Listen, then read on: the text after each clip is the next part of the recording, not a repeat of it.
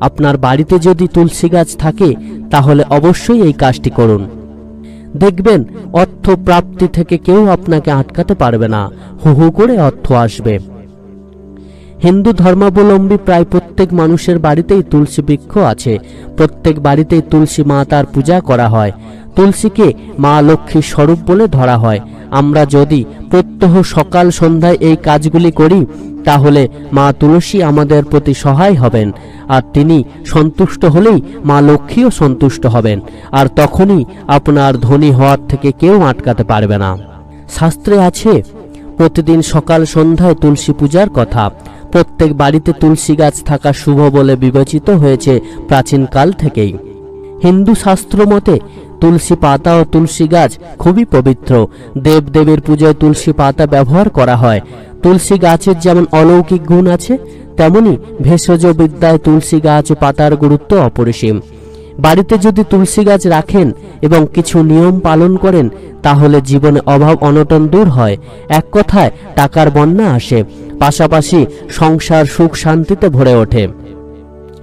প্রাচীন শাস্ত্র অনুসারে বাড়িতে তুলসী গাছ থাকলে মৃত্যুর দেবতা যমরাজও নাকি ঘরে প্রবেশ করতে পারেন না। বাড়িতে তুলসী গাছ রোপণ করলে গাছের মূল যত বিস্তৃত হতে থাকে তত বিস্তৃত হয় পুণ্য লাভ।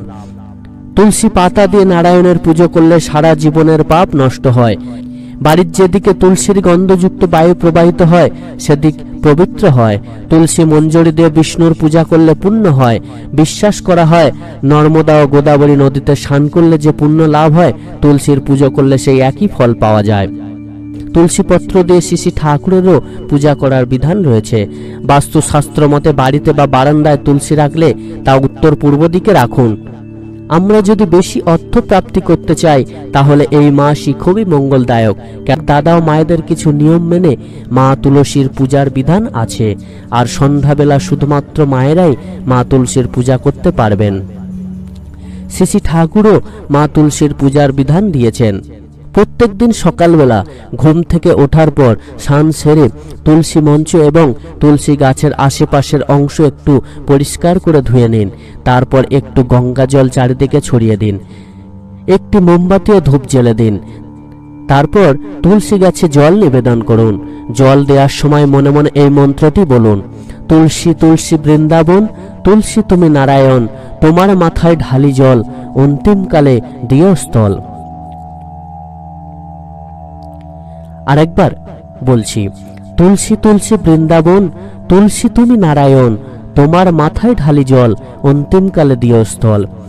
তো আপনার আর্থিক সচ্ছলতা হবেই হবে, আপনার আর্থিক সচ্ছলতা হবেই হবে। আর সন্ধ্যাবেলায় যদি মায়েরা পরিষ্কার বসন পরিধান করে মাথায় ঘোমটা দিয়ে পবিত্র মনে প্রতিদিন তুলসী মঞ্চে সন্ধ্যা প্রদীপ দেখান ও ধূপ জ্বালিয়ে প্রণাম করেন তাহলে প্রচুর অর্থের মালিক হতে কেউ আপনাকে আটকাতে পারবে না।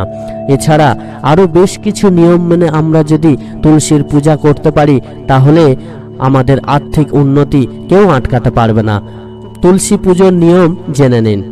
তুলসী পূজার প্রথম নিয়ম হলো সকালে এবং সন্ধ্যা উভয় সময়ে পূজা করা প্রয়োজন। সন্ধ্যায় তুলসীর কাছেও প্রদীপ জ্বালানো উচিত।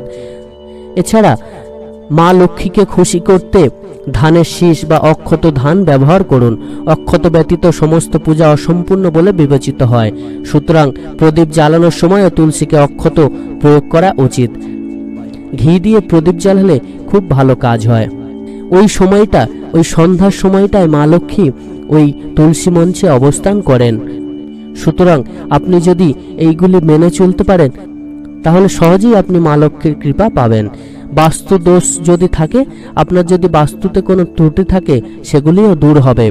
এছাড়া বাস্তুশাস্ত্র মতে বাড়িতে বা বারান্দায় তুলসী রাখলে তা উত্তর পূর্ব দিকে রাখুন। একই সঙ্গে তুলসী গাছের নিচে একটি শালগ্রাম শিলা পাথর রাখুন। শালগ্রাম শিলাকে ভগবান বিষ্ণুর স্বরূপ বলে মনে করা হয়। তাই যে বাড়িতে তুলসীর সঙ্গে শালগ্রাম শিলা থাকে সেই বাড়িতে কখনো টাকার অভাব হয় না। এই পূজা করার পাশাপাশি যদি এই ভুল কাজগুলি করেন তাহলে কিন্তু আপনার অর্থনৈতিক উন্নতি হবে না। এই ভুল কাজগুলি কি কি? একাদশী, রবিবার, সূর্যগ্রহণ, চন্দ্রগ্রহণ, দিনে এবং রাতে তুলসী পাতা ভাঙা নিষেধ আছে। এই দিনগুলিতে আপনি তুলসী পাতা ভাঙতে পারবেন না। বিনা প্রয়োজনে তুলসী পাতা আপনি কখনোই ভাঙবেন না, তাহলে কিন্তু অযথা ভাঙার জন্য দোষ হতে পারে। শিবলিঙ্গ ও গণেশ পূজায় তুলসী ব্যবহার নিষিদ্ধ, তাই উভয় দেবতার উপাসনায় তুলসী পাতা ব্যবহার করা হয় না। তাহলে আমাদের অর্থনৈতিক সংকট কখনোই আসবে না, কিছুদিনের মধ্যেই আপনি ধনী মানুষে পরিণত হবেনই হবেন। হু হু করে টাকা আসবে, আপনি প্রচুর টাকার মালিক হয়ে যাবেন।